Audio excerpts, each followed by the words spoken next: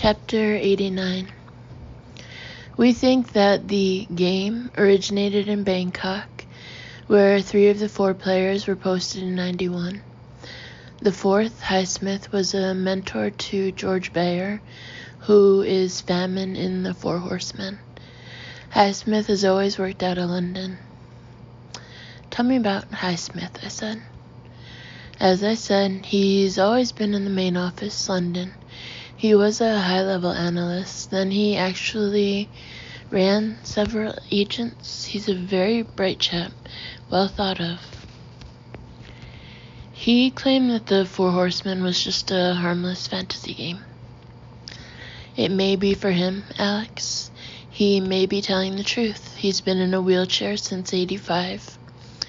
Automobile accident. His wife had just left him and he cracked. He's an enormous fellow, about 300 pounds. I doubt that he's getting about and murdering young women in the scuffier neighborhoods of London. That's what you believe Schaefer was doing here in Washington? The Jane Doe murders? Jones was right, and I didn't deny it. We know he was involved in several murders, and I think we were close to catching him. He was picking up his victims in a gypsy taxicab. We found the cab. Yes, we knew about him, Andrew. Jones tented his thick fingers, pursed his lips. You think Schaefer knew how close you and Detective Hampton were getting? He may have known, but there was also a lot of pressure on him. He made some mistakes that led us to an apartment he rented. Jones nodded. He seemed to know a great deal about Schaefer, which told me he'd been watching him too. Had he been watching me as well? How do you think the other game players might react to Schaefer's being so out of control? I asked. I'm fairly sure they felt threatened. Who wouldn't? He was a risk to all of them. He still is, Jones continued. So we have Schaefer, who's probably been committing murders here in Washington, acting out his fantasies in real life. And Highsmith, who probably couldn't do that, but could be a sort of controller. Then there's a man named James Whitehead in Jamaica, but there have been no murders of the Jane Doe variety on that island or any other one nearby. We've checked thoroughly. And there's George Bayer in the Far East. What about Bayer? I assume you've investigated him too? Of course. There's nothing specific in his record, but there was an incident, a possible connection, to follow up on. Last year in Bangkok, 2 girls who worked in a strip bar in Patpong disappeared. They just vanished into the noisy, teeming streets. The girls were 16 and 18, respectively, bar dancers and prostitutes. Alex, they were found nailed together in the missionary position, wearing only garters and stockings. Even in jolly old Bangkok, that caused quite a stir. Sound distressingly similar to the 2 girls who were killed in Eckington? I nodded. So we have at least 2 unsolved Jane Does in Bangkok. Has anyone actually questioned Bayer? At this point, no, but he's being watched. Remember the politics, the fear of a scandal that I mentioned earlier? There's an ongoing investigation of Bayer and the others, but to some extent our hands are tied. My hands aren't tied, I said to Jones. That's what you wanted me to say, isn't it? What you expected? It's why you met with me tonight? Jones turned very serious. It's how the world works, I'm afraid. Let's do this together from here on. If you help us, I promise to do what I can to find out what happened to Christine Johnson. Chapter 90. The trial resumed sooner than expected. The following Wednesday, in fact. There was speculation in the press about how serious Schaefer's self-inflicted wounds had been. None of the public's perverse interest in the case seemed to have been lost. It seemed impossible to predict the outcome, a fact of life I tried not to let get me down too much. Both Schaefer and I were present in the packed courtroom that first morning back. Schaefer looked pale, weak, an object of sympathy, perhaps. I certainly couldn't take my eyes off him. Things got stranger and stranger, at least they did for me. Sergeant Walter Jamieson was called that morning.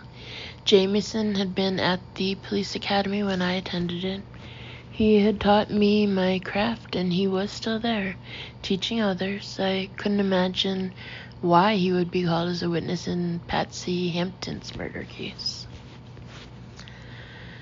Jules Halpern approached the witness with a heavy-looking hardback book open in his hands. I read to you from the textbook Preserving the Crime Scene, a Detective's Primer, which you wrote 20 years ago and which you still use in your classes.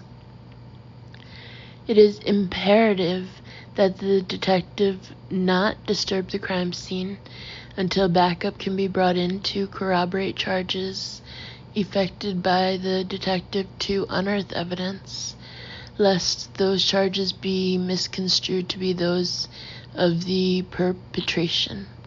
Gloves must be worn at all times at a crime scene. Did you write that, Sergeant Jamieson? Yes, I did. Most certainly, 20 years ago, as you said. Still stand by it? Halpern asked.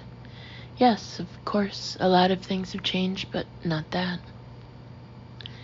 And you heard earlier testimony that Detective Cross wore gloves both inside Detective Hampton's car and at the Cassidy apartment? Yes, I heard the testimony. I also read the grand jury transcripts. Halpern turned on the overhead projector in the courtroom. I direct your attention to prints number 176 and 211 provided by the DA's office. You see the ones denominated? Numbers 176 and 211. I see them. Now, the prints are denominated Detective Hampton, belt buckle, ID Alex Cross / right thumb, and left side dashboard, ID Alex Cross / left forefinger. What does that mean? Can you explain the markings to us? It means that Alex Cross's prints were found on Detective Hampton's belt as well as on the dashboard of her car. Jules Halpern paused for a full 10 seconds before he went on. And may we not therefore conclude, Sergeant Jamieson, that Detective Cross himself may be our murderer and rapist? Objection, Catherine Fitzgibbon stood up and shouted. Withdrawn, said the defense attorney. I'm finished here. Chapter 91. Lawyers for both the prosecution and the defense continued to appear regularly on Larry King and other TV shows, and to boast that their cases were slam dunks. If you listened to the lawyers, neither side could lose. In the courtroom, Jules Halpern had the fierce look and body language of someone brimming with confidence and determination. He was riding the case hard. He looked like a jockey, whipping his thoroughbred to victory. The bailiff stood and announced, the defense calls Mr. William Paez. I didn't recognize the name. Now what? Now who? There was no immediate response in the courtroom. No one came forward. Heads craned around the room. Still no one responded. Who was the mystery witness? The bailiff repeated a little louder, Mr. Paez, Mr. William Paez. The double doors in the back of the room suddenly opened, and a circus-style clown walked in. The gallery began to whisper loudly, and a few people laughed. What a world we live in, what a circus indeed. The clown took the stand, and both the prosecution and the defense were immediately called forward for a sidebar by Judge Fesco. A heated discussion ensued that none of the rest of us could hear. The clown issue was apparently resolved in favor of the defense. After being sworn in, the clown was asked his name for the record. With his white-gloved right hand raised, he said Billy. The bailiff asked, "Last name, please?" The clown said, "First name, Silly. Last name, Billy. Silly Billy. I had it legally changed," he turned and confided to the judge. Jules Halpern then took over, and he treated the clown with respect and seriousness. First, he asked him to state his credentials, which the clown did politely. Then Halpern asked, "And what brings you here today?" "I did a party for Mr. Schaefer out in Kailorama on the fateful and terrible night of the murder. It was his twins' 5th birthday. I did a party when there were 4 as well. I brought a video along. Want to see?" he said, speaking as if he were addressing a crowd of 3-year-olds. "Of course," said Jules Halpern. "Objection," Catherine Fitzgibbon called out loudly. The video was admitted over the prosecution's objections, and after yet another lengthy sidebar. The newspapers had claimed that Judge Fesco was intimidated by Jules Halpern, which seemed the case. The tape began with an arresting close-up of a painting of the clown's face. As the camera pulled back, everyone in the courtroom could see it was the sign on Silly Billy's van, which was parked in front of a handsome red brick townhouse with a glass conservatory linked to the main building, the Schaefer house. The next scene showed Silly Billy ringing the front bell and apparently surprising the Schaefer children at the door. Once again, the prosecution objected to the videotape. There was another sidebar. The lawyers returned to their seats, and the tape resumed.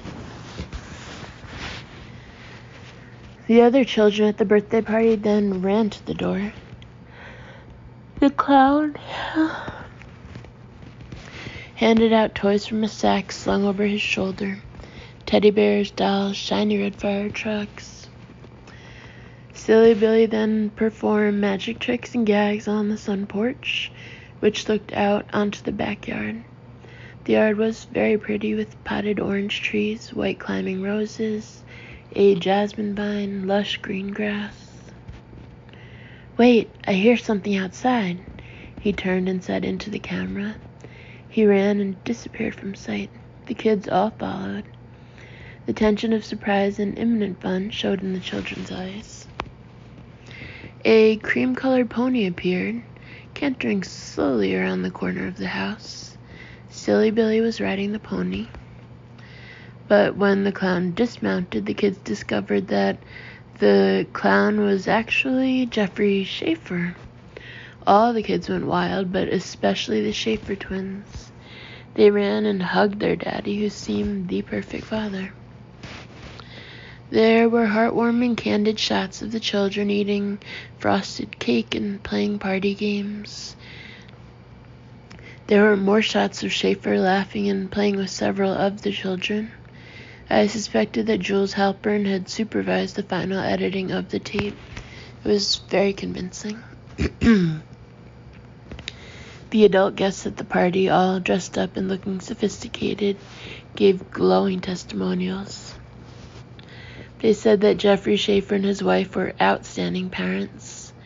No longer in his clown costume, but in a smart navy suit, Schaefer modestly deflected the tributes. He had changed into the same clothes he wore when he was apprehended at the Surrogate.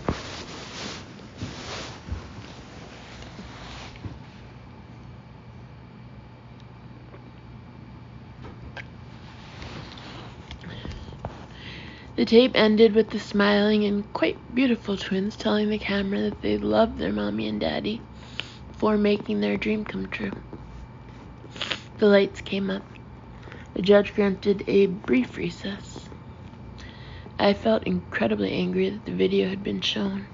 It made Schaefer out to be a wonderful father and such a victim. The jury was all smiles, and so was Jules Halpern. He had argued masterfully that the tape was crucial to establishing Jeffrey Schaefer's state of mind shortly before Patsy Hampton's murder. Halpern was so skillful an orator that he'd actually made the outrageous request to show the video sound logical. At any rate, it was moot now. Schaefer himself was smiling broadly, as were his wife and son. It suddenly occurred to me that Schaefer had been riding a pale horse at the party for his children. He was Death from the Four Horsemen. It was all theater and games to him his entire life. Chapter 92. Sometimes I wanted to shut my eyes tight and not have to watch another moment of the trial. I wanted things to be the way they'd been before the weasel. Catherine Fitzgibbon was doing a very good job with each witness, but the judge seemed to be favoring the defense whenever possible. It had begun at the critical suppression hearing, and it continued now. Lucy Schaefer took the witness stand early that afternoon. The warm, homespun videotaped images of the Schaefer family were still fresh in the minds of the jurors. I had been trying to understand Lucy Schaefer's odd and perplexing relationship with her husband since the first time I met her, on the night of Patsy Hampton's murder. What kind of woman could live with an unrepentant monster like Schaefer and not know it? Could this woman be that much in denial? Or was there something else that motivated her, somehow held her captive to Schaefer? I had seen all kinds of marital relationships in my therapy practice, but nothing like this. Jane Halpern conducted the questioning and looked every bit as confident and winning as her father. She was tall and slender, with wiry black hair tied in a bow with a dark crimson ribbon. She was 28, just 4 years out of Yale Law School, but seemed older and wiser. Mrs. Schaefer, how long have you and your husband known each other? Lucy Schaefer spoke in a gentle but clear voice. I've known Jeffrey for most of my adult life, actually. My father was his commanding officer in the Army. I believe I was just 14 when I first met Jeff. He was 9 years older. We married when I was 19 after my second year at Cambridge. Once when I was studying for exams, he showed up at university in full military dress. Polished saber, medals, shiny black leather riding boots, right in the middle of the library. I was studying in a sweatshirt or some such awful getup, and I don't think I'd washed my hair in days. Jeff told me it didn't matter. He didn't care a bit about appearances. He said he loved me and always would. I must tell you, he's kept that promise. Very nice, Jane Halpern said, seemingly utterly charmed, as if she'd never heard the story before. And has he remained romantic? Oh, yes, even more so. Scarcely a week goes by when Jeff doesn't bring me flowers or perhaps a beautiful Hermes scarf, which I collect. And then there are our ouch excursions. Jane Halpern wrinkled her nose and her dark brown eyes twinkled. What are ouch excursions? She asked with the exuberant curiosity of a morning TV show host. Jeff will take me to New York or maybe Paris or back to London, and I get to shop for clothes until he says ouch. He's very generous that way. A good husband, then? The best you could imagine. Very hardworking, but not so much that he forgets about his family. The children adore him. Yes, we could tell that from this morning's film, Mrs. Schaefer. Was the party an unusual occasion? No, Jeffrey's always throwing parties. He's very joyful, full of life, full of fun and surprises. He's a sensitive, very creative man. I looked from Lucy Schaefer to the jury box. She had the jurors in a spell, and they couldn't take their eyes off her. She was also incredible. Even I had the sense that she genuinely loved her husband, and more important, that she believed he loved her. Jane Halpern milked the testimony for all it was worth. I couldn't blame her. Lucy Schaefer was attractive and seemed nice, kind, and obviously was very much in love with her husband and adored her children. But she didn't appear to be a fool, just someone who had found exactly the man she wanted and valued him deeply. That man was Jeffrey Schaefer. It was the indelible image the jurors took away with them at the end of the day, and it was an amazing lie spun by a master. Chapter 93. I talked things over with Andrew Jones when I got home after court that afternoon. I tried to contact Oliver Highsmith again, but so far hadn't gotten any response. Also, there was nothing new to link Schaefer to the Jane Doe murders in Washington. Schaefer didn't seem to have murdered anyone, at least locally, in the past several months. After a dinner of chicken pot pie, salad, and rhubarb pie, Nana gave the kids the night off from their chore of doing the dishes. She asked me to stay and help, to be her partner in crime, as we used to call it. Just like the good old days, same as it ever was, I said as I splashed soap and water onto silver dishes in the porcelain sink that's as old as the house. Nana dried the kitchenware as quickly as I got it to her. Her fingers were still as nimble as her mind. "I'd like to think we're older and wiser," she chirped. "I don't know, I'm still the one getting dishwater hands." "I haven't told you something, and I should have," Nana said, going serious on me. "Okay," I said, and stopped splashing water and soap bubbles around in the sink. "Shoot."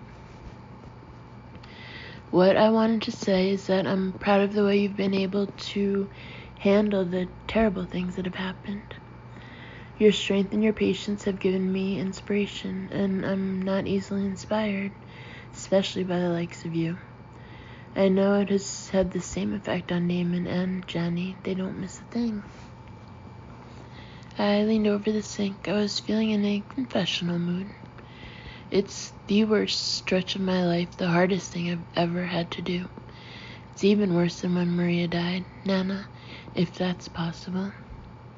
At least back then I knew for sure she was dead. I could let myself grieve.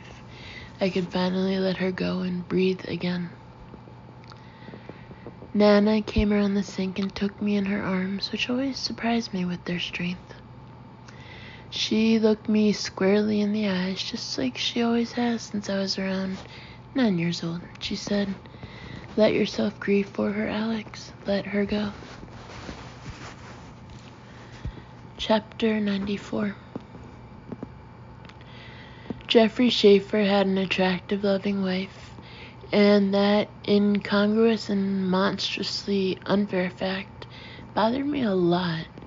I couldn't understand it as a psychologist or as a detective. The clever testimony of Lucy Schaefer continued early the following morning and lasted just over an hour. Jane Halpern wanted the jury to hear more about Lucy's wonderful husband.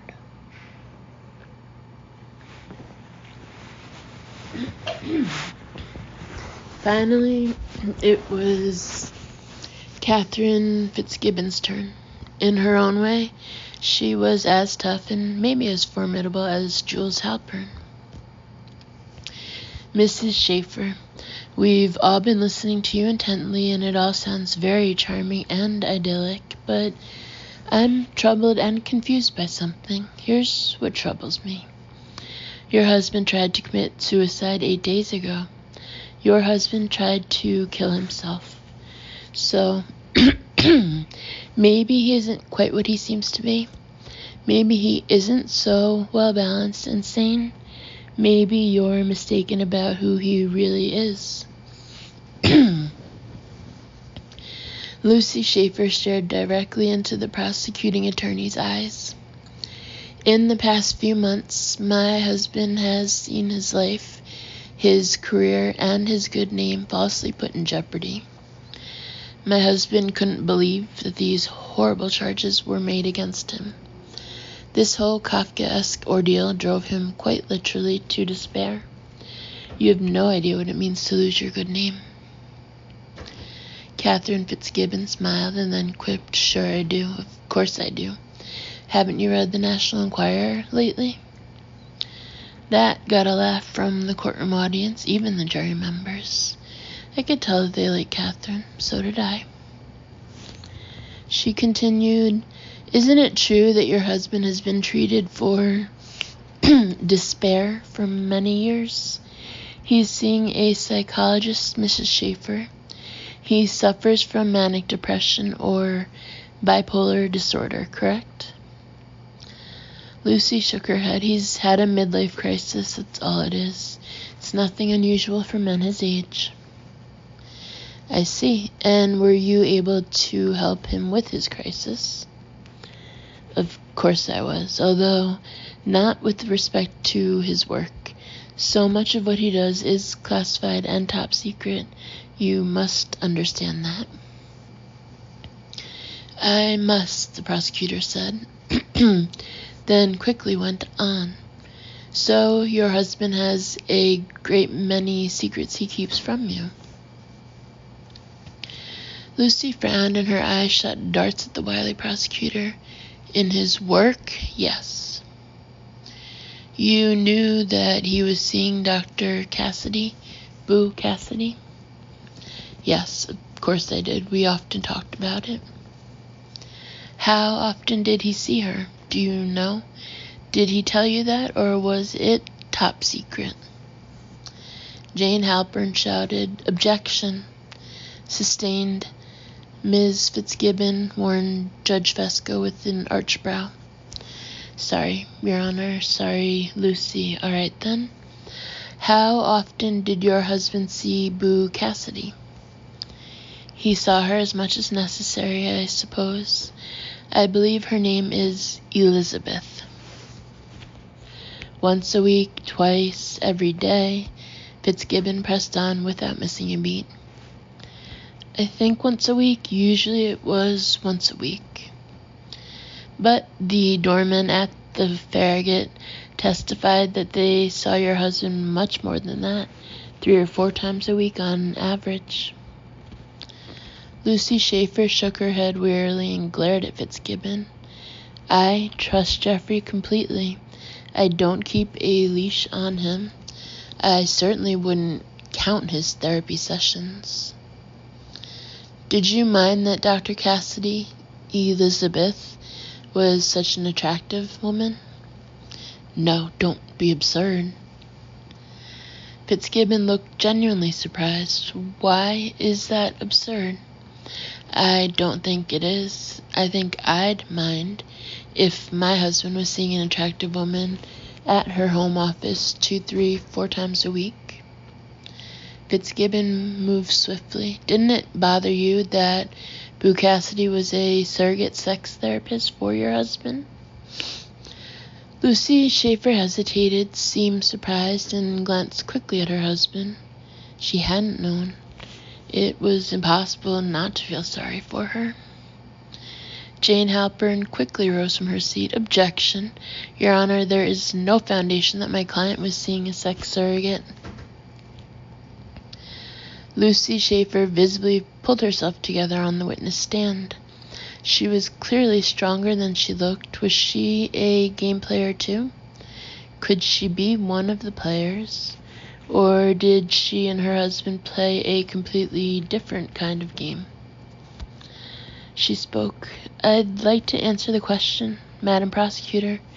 My husband Jeffrey has been Such a good husband, such a good father, that even if he felt it necessary to see a sex therapist and did not want to tell me about it because of the hurt or shame he felt, I would understand. And if he committed cold-blooded murder and did not want to tell you, the prosecutor asked, then turn to the jury. Chapter 95.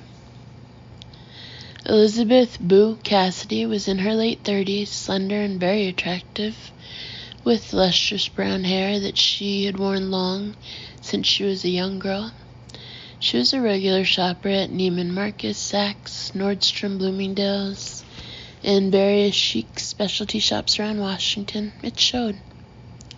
She'd gotten the nickname Boo as an infant because she always laughed and laughed whenever she heard the sound of somebody playing peekaboo with her.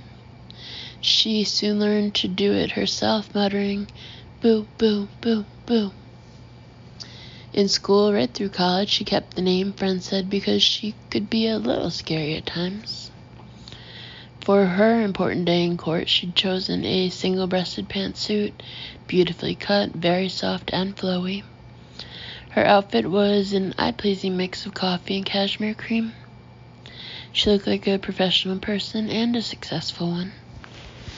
Jules Halpern asked her to state her name and occupation for the record. He was amiable but businesslike, a little cooler than he had been with other witnesses. "Dr. Elizabeth Cassidy. I'm a psychotherapist," she replied evenly. "Dr. Cassidy, how do you know Colonel Schaefer?" "He's a patient of mine and has been for over a year. He sees me at my office at 1208 Woodley Avenue once or twice a week. We increased the frequency of the sessions recently after Mr. Schaefer's attempted suicide." Halpern nodded. "What time are the sessions?" "Usually early evening. They can vary according to Mr. Schaefer's work schedule." "Dr. Cassidy, I direct your attention to the evening of the murder of Detective Hampton. Did Jeffrey Schaefer have a therapy session with you that night?" "Yes, he did. At 9 p.m. from 9 until 10. I think he may have arrived a little earlier that night, but the session was scheduled for 9.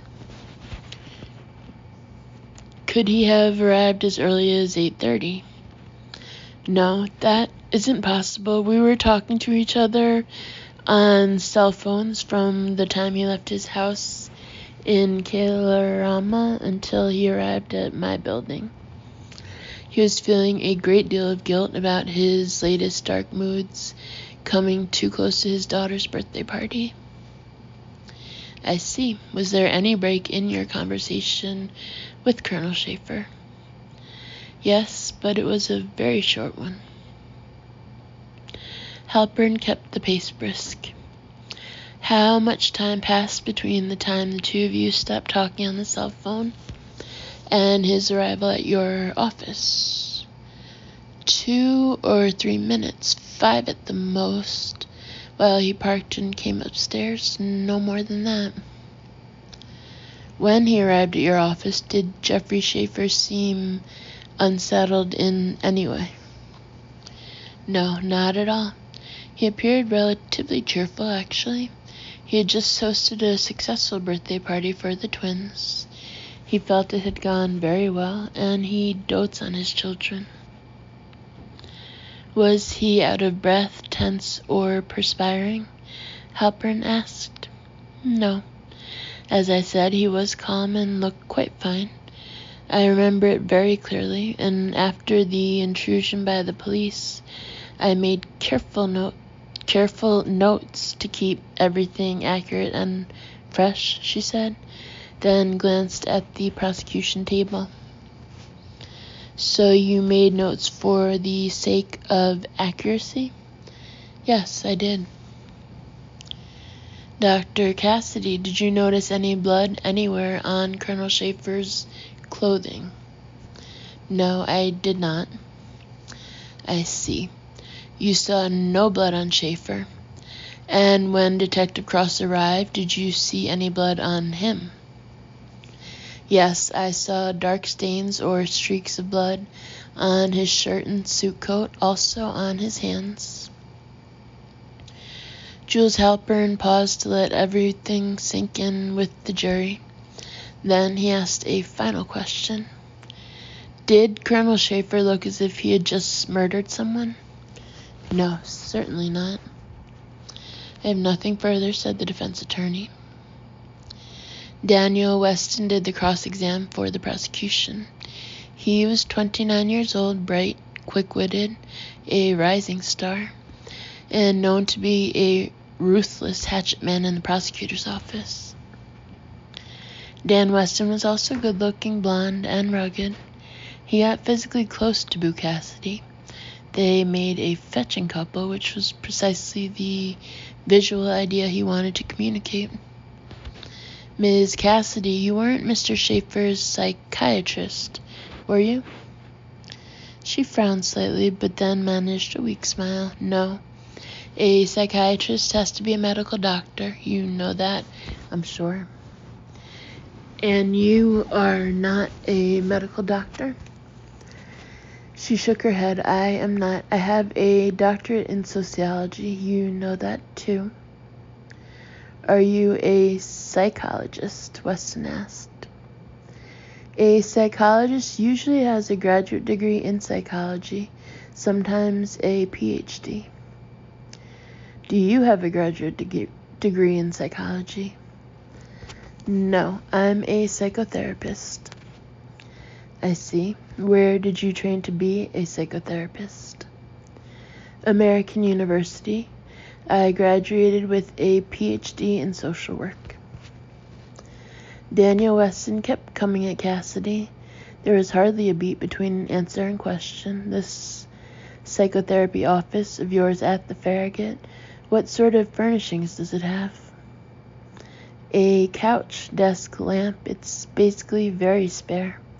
Lots of plants, though. My patients find the atmosphere functional but also relaxing. No box of tissues by the couch? I thought that was a must, Weston said with a wry smile.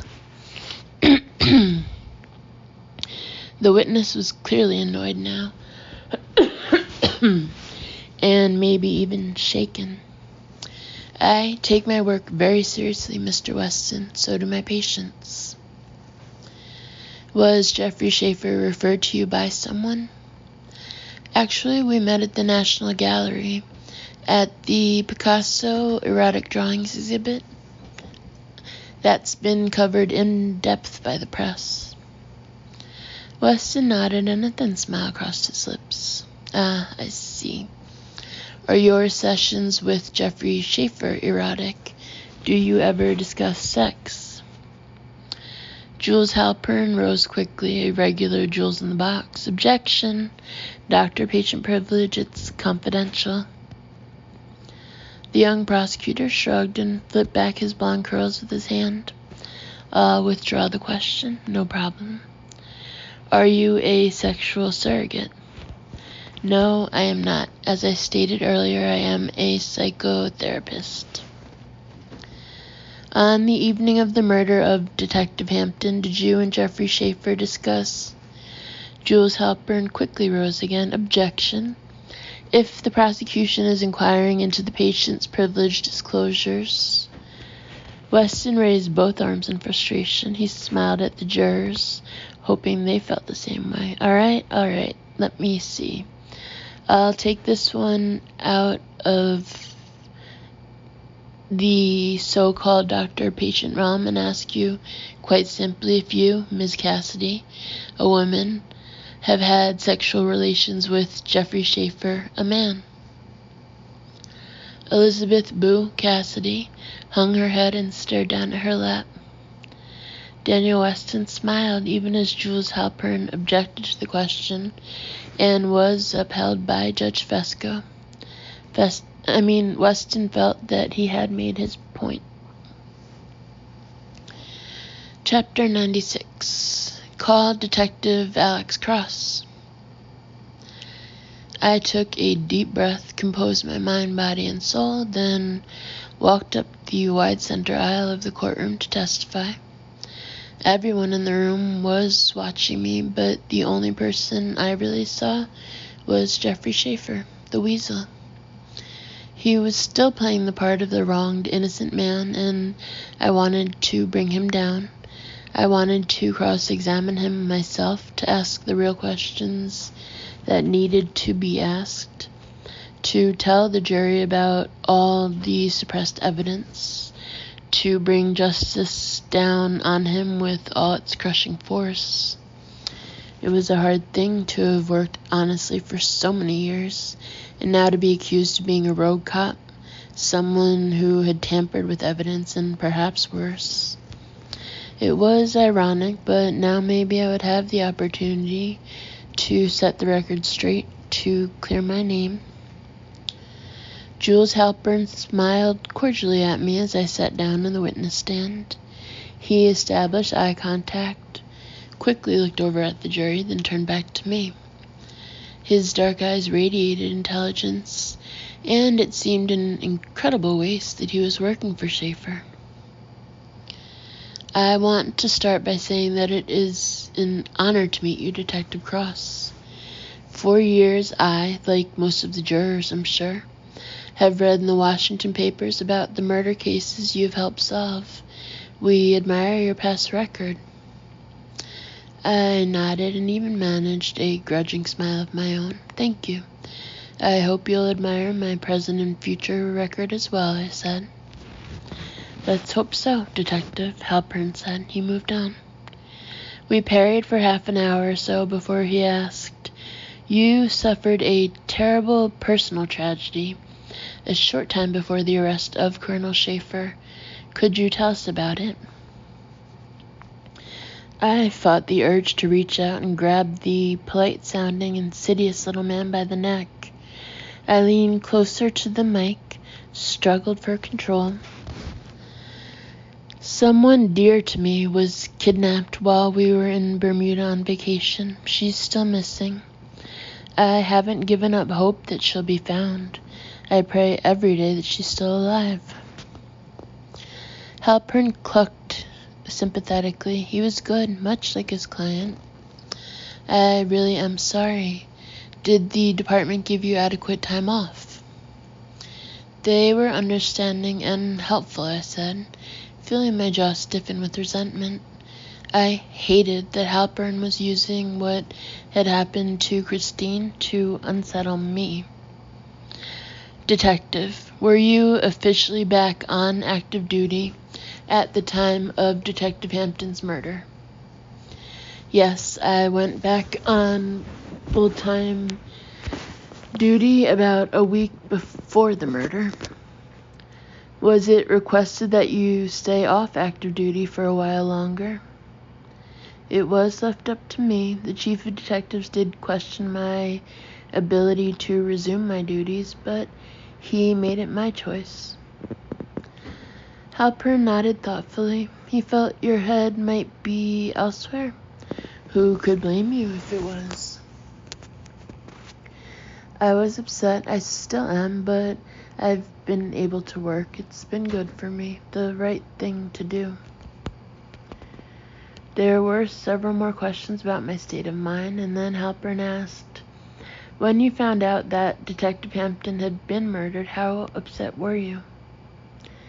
I did my job. It was a bad homicide scene. Your client is a butcher. Do you really want to get him off? Do you realize what you're doing? Your fingerprints were on Detective Hampton's belt and on the dashboard of her car. Her blood was on your clothes. I paused for several seconds before I spoke again. Then I tried to explain. There was a huge, jagged tear in Detective Hampton's jugular vein. Blood was everywhere in the car and even on the cement floor of the garage. I tried to help Detective Hampton until I was certain she was dead.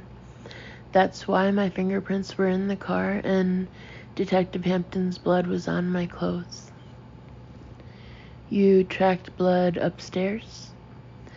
No, I did not. I checked my shoes carefully before I left the garage. I checked twice.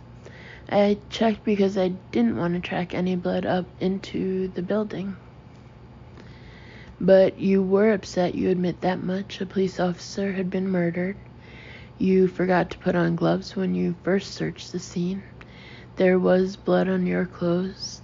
How can you possibly be so sure? I stared directly into his eyes and tried to be as calm as he was. I know exactly what happened that night. I know who killed Patsy Hampton in cold blood. He raised his voice suddenly. No, you do not, sir. That's the point. You do not. In frisking Colonel Jeffrey Schaefer, isn't it fair to say you were in physical contact with him? Yes. And isn't it possible blood from your clothes got onto his? Isn't it even likely? I wouldn't give him an inch. I couldn't. No, it isn't possible. That blood was on Jeffrey Schaefer's trousers before I arrived. Halpern moved away from me. He wanted me to sweat. He walked over to the jury box, occasionally looking back at me. He asked several more questions about the crime scene and then said, "But Dr. Cassidy didn't see any blood. And the two other officers didn't see any blood either, not until after you came into contact with Colonel Schaefer." Colonel Schaefer was on the phone for 3 to 5 minutes before he met with his therapist. He went straight there from his children's birthday party. You have no evidence, Detective Cross, except what you brought into Dr. Cassidy's apartment yourself. You have absolutely no evidence, Detective. You arrested the wrong man. You framed an innocent man. Jules Halpern threw up his hands in disgust. I have absolutely no further questions. Chapter 97. I took a back way out of the courthouse. I usually did that anyway, but on this day it was essential. I had to avoid the crowds and the press, and I needed to have a private moment to recover from my time on the witness stand. I just had my ass pretty well kicked by an expert ass kicker. Tomorrow, Kathy Fitzgibbon would try to undo some of the damage in cross-exam. I was in no hurry as I walked down a back stairway that was used by maintenance and cleaning people in the building, and also served as a fire escape. It was becoming clear to me that there was a chance Jeffrey Schaefer would be acquitted. His lawyers were the best, and we'd lost important evidence at the suppression hearing. And I had made a bad mistake at the homicide scene when, in my rush to help Patsy Hampton, I neglected to put on gloves. It was an honest mistake, but it probably created doubt in the minds of the jurors. I'd had more blood on me than Schaefer, that was true. Schaefer might actually get away with murder, and I couldn't stand the thought. I felt like yelling as I descended the twisting flights of stairs. And that's exactly what I did. I yelled at the top of my voice, and it felt so damn good to get it out. Relief flowed through my body, however temporary it might be. At the bottom of the concrete stairs was the basement of the courthouse. I headed down a long, dark hallway toward the rear lot where the Porsche was parked. I was still lost in my thoughts, but calmer after hollering my fool head off in the stairwell. There was a sharp bend in the hallway near the exit to the parking lot. I came around the turn and saw him. I couldn't believe it. The weasel was right there. He was the first to speak. What a surprise, Dr. Cross. Sneaking away from the maddening crowd. Tail between your legs today? Don't fret. You did all right upstairs. Was that you yelling in the halls? Primal screams are the best, aren't they? What the hell do you want, Schaefer? I asked him. We're not supposed to meet or talk like this. He shrugged his broad shoulders, wiped his blonde hair away from his eyes. You think I care about rules? I don't give a shit about rules. What do I want? My good name restored. I want my family not to have to go through any more of this. I want it all. Then you shouldn't have killed all those people, especially Patsy Hampton. Schaefer smiled. You're very sure of yourself, aren't you? You don't back down. I admire that to a degree. I played the game of being a hero once myself in the army. It's interesting for a while. But it's much more interesting to be a raving lunatic murderer, I said. See, you just don't back down from your bullheaded opinions. I love it. You're wonderful. It's not opinion, Schaefer. You know it, and so do I. Then prove it, Cross. Win your pitiful siding case, will you? Beat me fair and square in a court of law. I even gave you a home court advantage. I started to walk toward him. I couldn't help myself. He stood his ground. This is all an insane game to you. I've met assholes like you before, Schaefer. I've beaten better. I'll beat you. He laughed in my face. I sincerely doubt it. I walked right past him in the narrow tunnel. He pushed me hard from behind. He was a big man and even stronger than he looked. I stumbled, almost went over onto the stone floor. I wasn't expecting the outburst of anger from him. He held it in so well in court, but it was close to the surface. The madness that was Jeffrey Schaefer, the violence. Then go ahead, beat me, see if you can. He yelled at the top of his voice. Beat me right here, right now. I don't think you can, Cross.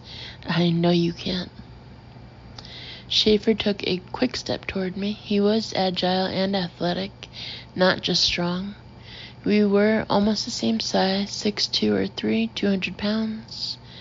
I remembered that he'd been an army officer, then MI6. He still looked to be in excellent shape.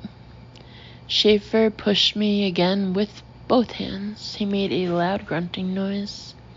If you've beaten better, then I should be a pushover, isn't that so?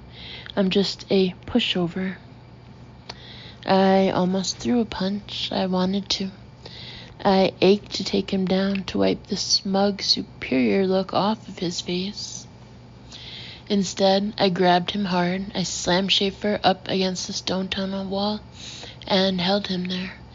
Not now, not here, I said in a hoarse, raw whisper. I'm not going to hit you, Schaefer. What, have you run to the newspapers and TV? But I am going to bring you down, soon. He came out with a crazy laugh. You're fucking hilarious, you know that? You're a scream, I love it. I walked away from Schaefer in the dark tunnel. It was the hardest thing I'd ever had to do. I wanted to beat the answers out of him, get a confession.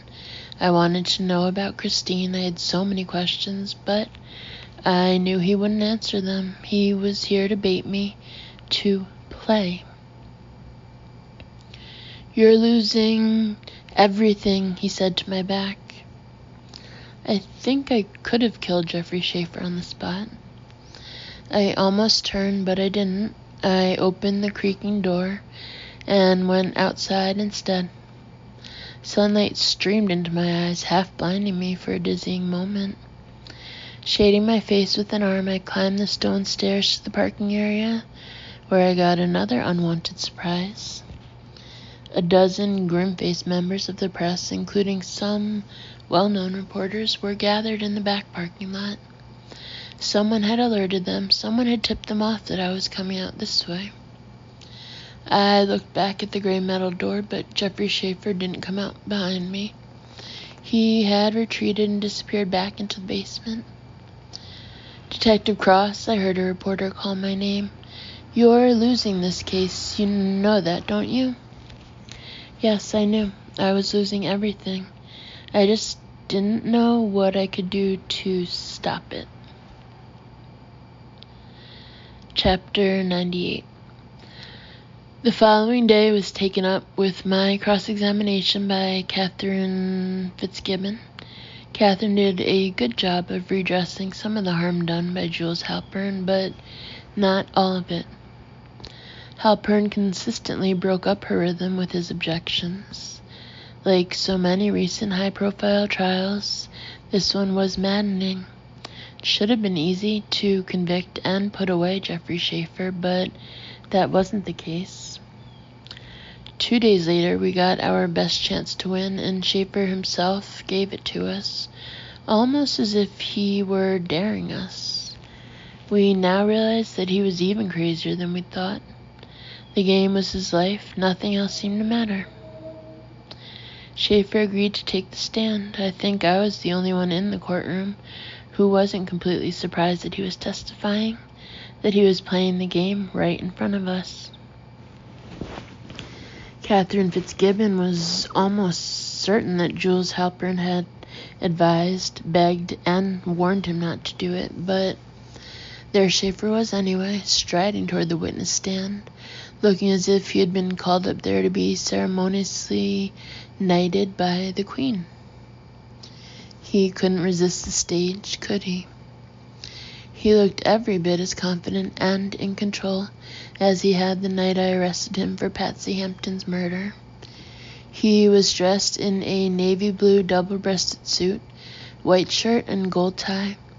Not a single blonde hair was out of place, nor was there any hint of the anger that was boiling just under the surface of his meticulously groomed exterior.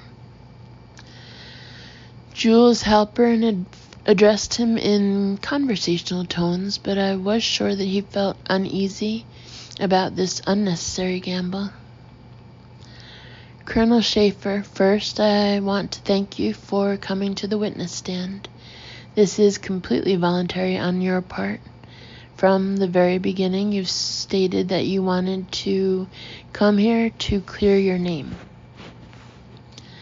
Schaefer smiled politely and then cut off his lawyer with a raised hand. The lawyers on both sides of the bar exchanged looks. What was happening? What was he going to do? I leaned way forward in my seat. It struck me that Jules Halpern might actually know that his client was guilty. If so, he wouldn't be able to cross-examine him. Legally, he couldn't ask questions that disguised the real facts as he knew them. This was the only way Schaefer could have his moment in the sun, a soliloquy. Once called to the stand, Schaefer could give a speech. It was unusual, but absolutely legal. And if Halpern knew that his client was guilty, it was the only way Schaefer could take the stand and not be incriminated by his own attorney. Schaefer had the floor. If you will please excuse me, Mr. Halpern, I believe I can talk to these good people myself. I really can manage. You see, I don't need a lot of expert help to tell the simple truth. Jules Halpern stepped back, nodded sagely, and tried to keep his poise. What else could he do under the circumstances? If he hadn't known before that his client was an egomaniac or insane, he surely knew it now. Schaefer looked toward the jury.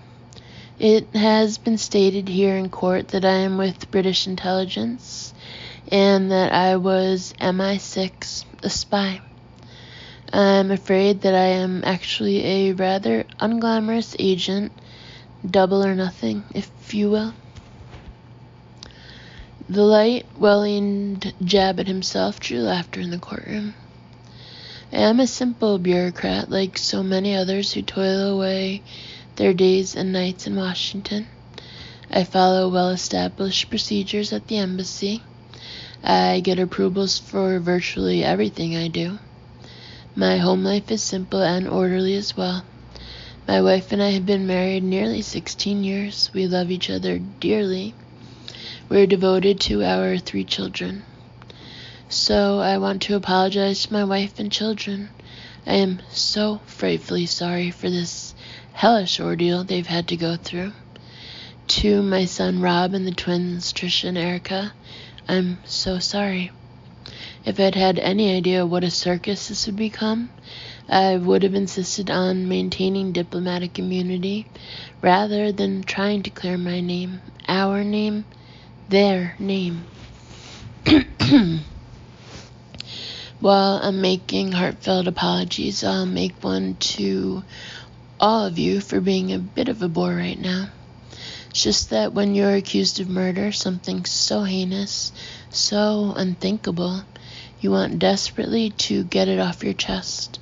You want to tell the truth more than anything else in the world. So that's what I'm doing today. You've heard the evidence, and there simply isn't any. You've heard character witnesses, and now you've heard from me. I did not kill Detective Patsy Hampton. I think you all know that, but I wanted to say it to you myself. Thank you for listening, he said, and bowed slightly in his seat.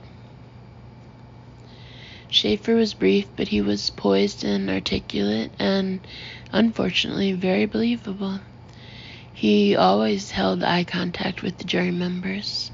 His words weren't nearly as important as the way he delivered them. Catherine Fitzgibbon came forward to do the cross-examination. She was careful with Schaefer at first. She knew he had the jury on his side for the moment.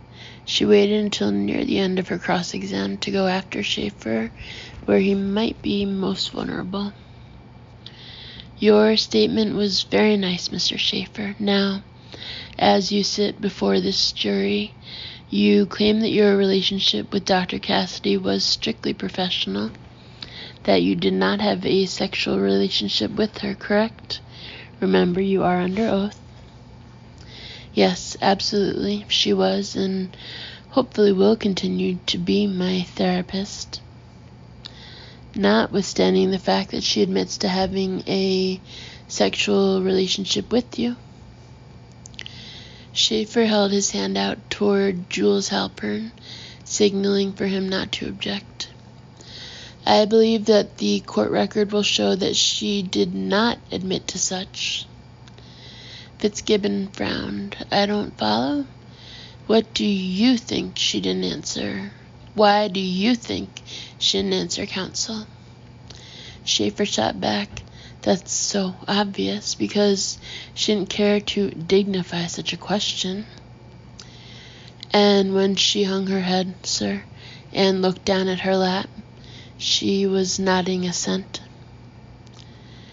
Schaefer now looked at the jury and shook his head in amazement. You misread her completely. You missed the point again, counselor. Allow me to illustrate, if I may.